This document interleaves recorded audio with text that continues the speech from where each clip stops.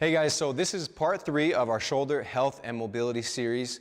We hope you've enjoyed it. We spent a lot of time on this series, and the reason being, we really want you to focus on this, and it's something that we think is very important that you can translate to your daily life and daily activities. If you have any questions, just please contact us at wildernessathlete.com, and I hope you've enjoyed this. One of the major causes of repetitive shoulder injuries is because we have muscle imbalance, poor control of the shoulder blade, especially doing awkward stuff. I talked earlier about certain professions are much more prone to shoulder injuries than athletes because of the things they got to do. It's not because of what they do, but because of how they do it. So let's have Jesse throw on the backpack here from Outdoorsman. Right side, no problem. Boom, stop. Now go ahead and turn around, face the camera, Jesse. See how he's got to put this shoulder arm in an awkward position in order to get this backpack on? So that's why it's important I get good movement of this shoulder blade, a good stretch in his chest and pecs, good movement of the shoulder blade, so now he can get the backpack on much easier. Okay? Now if you have a really bad rotator cuff, no matter how good you do, it may still be sore putting this on a certain way. But over time, once we get everything working better and your body moving smoother, the injury and the strain, the overloading to this cuff tendon will be less and less. I have a question for Yes. you, Tony. There's a lot of ways to put on a backpack.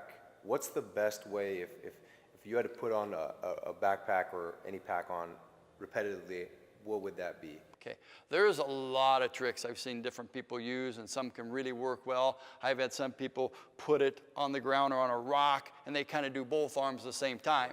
A lot of times they'll have somebody, if you got somebody with you, by all means have somebody support the weight, hold the straps out, then it's much easier to get on, especially if you have an existing serious shoulder injury.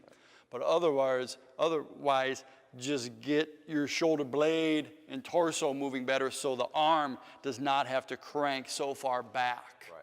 Get help, reposition the pack, do both arms at the same time, all that can help. So we're going to do a stretch here, 2 stretches actually, but be very cautious because if I have a shoulder problem, when I get my arms above my head, it's easy to get pinching here. So I don't want any pinching, so make sure you move your hands internally, externally rotated that is, so you don't get impingements. Jesse, so let's go ahead and grab the ball here. And he's just going to roll it out. I want him to keep good alignment, good straight back, and he's going to glide his hips back so he's getting a good stretch and right just below the armpit. Keep the neck up for good posture here, Jesse. So he's getting a good stretch in his lats. I don't want any pinching in the shoulder joint itself, though. I want good motion. I want this shoulder blade to really be able to go up and down and in and out in every direction. The better the shoulder blade moves, the less wear and tear and abuse that the rotator cuff and the shoulder joint takes. Okay, now come back, Jesse. Very similar to a yoga pose called child's pose. Let's go ahead and do child pose here. Okay, now Jesse's doing a good job. He keeps the back straight, head up a little bit. Okay, now let's do a bad one here. What happens to most people, Jesse, come up, they really round here, they kind of just round. I don't want this rounded back here, okay?